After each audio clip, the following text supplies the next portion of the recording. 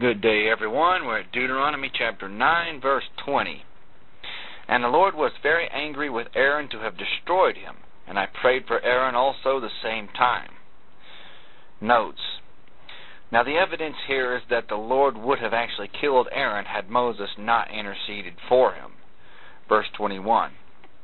And I took your sin, the calf which you had made, and burned it with fire, and stamped it, and ground it very small, even until it was small as dust. And I cast the dust thereof unto the brook that descends out of the mount. And at Taberah, and at Massah, and at Kibroth-Hattaavah, you provoked the Lord to wrath. Notes, that's back in Numbers chapter 11, right off the very start, verse 23.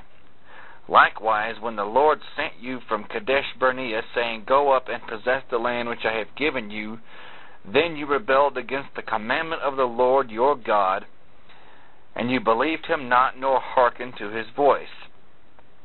Notes, well, back there, that's in Numbers chapter 13, verse 17 through 33, or up to 33, I should say, in chapter 14, verses 1 all the way up to 45. It's a whole very, very horrible little thing that went on there. Verse 24. You have been rebellious against the Lord from the day that I knew you. And thus I fell down before the Lord 40 days and 40 nights, as I fell down at the, turning the page, at the first, because the Lord had said he would destroy you. I prayed therefore unto the Lord, and said, O Lord God, destroy not your people and your inheritance, which you have redeemed through your greatness, which you have brought forth out of Egypt with a mighty hand. Verse 27. Remember your servants, Abraham, Isaac, and Jacob. Look not unto the stubbornness of this people, and nor to their wickedness, and nor to their sin. Notes. As is pretty obvious, Moses is being a mediator between God and Israel. Actually, he's more like a referee. Verse 28. Lest the land whence you brought us out say, because the Lord was not able to bring them into the land which he promised them, and it was because he hated them. He has brought them out to slay them in the wilderness.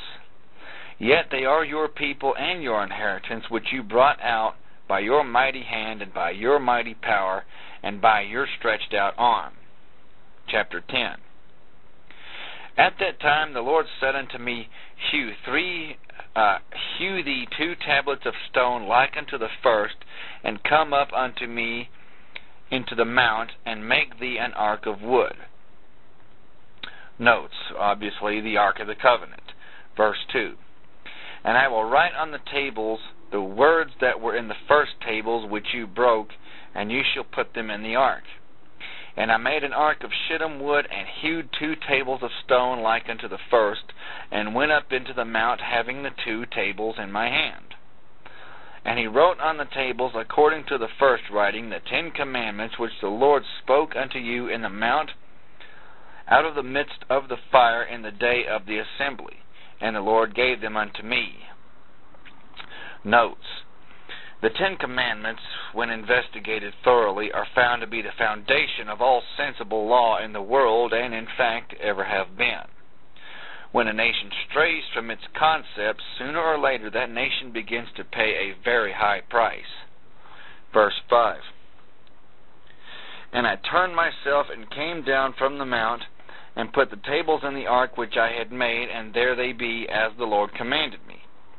And the children of Israel took their journey from Beeroth of the children of Jachin to Mosera. And there Aaron died, and there he was buried, and Eleazar his son ministered in the priest's office in his stead. Notes. Well, obviously this is talking about the office of the high priest. Verse 7. From thence they journeyed unto Gudgodah, and from Gudgodah to Jotbath, a land of rivers of waters. At that time the Lord separated the tribe of Levi to bear the ark of the covenant of the Lord, to stand before the Lord, to minister unto him, and to bless in his name unto this day. Notes. The appointment of the tribe of Levi for service took place in connection with that of Aaron and his sons to the priesthood. You can look at that in Numbers chapter 3, verse 4. Verse 9. Wherefore Levi has no part nor inheritance with his brethren. The Lord in his inheritance, according to the Lord your God, promised him. And I stayed in the mount according to the first time 40 days and 40 nights, and the Lord hearkened unto me at that time also, and the Lord would not destroy you. Verse 11. And the Lord said unto me, Arise, take your journey before the people, that they may go in and possess the land which I swore unto your fathers to give unto them. Verse 12. And now, Israel, what does the Lord your God require of you, but to fear the Lord your God, to walk in all his ways, and to love him, and to serve the Lord your God with all your heart and with all your soul, to keep the commandments of the Lord and his statutes, which I commanded you this day for your good? Notes. Now, it's pretty obvious God had shown great favor to Israel. And what return did he require? He only required that they would fear him, love him, and obey him. And by fear we mean a very deep divine respect. Obviously, they didn't have very much of it. Verse 14. Behold, the heaven and the heaven of heavens is the Lord your God, the earth also, with all that therein is. Only the Lord had a delight in your fathers to love them, and he chose their seed after them, even you above all people, as it is this day. Notes. Meaning that Israel was honored more than any other people on the face of the earth. Verse 16. Circumcise therefore the foreskins of your heart, and be no more stiff-necked. Notes. In other words, they were to humble their hearts before the Lord. Verse 17. For the Lord your God is God of gods and Lord of lords, a great God, a mighty and a terrible, which regards not persons, nor takes reward. Notes. Well, the Lord is the complex and sum of all that is divine. I mean, he has, by saying that he has no respect for people or no regard for person, it means that we're basically all on the same level. It doesn't matter if you're a king or a janitor or anything like that. We're all on the same level as far as he is concerned. Verse 18. He does execute the judgment of his fatherless and widow, and loves the stranger in giving him food and raiment. Notes.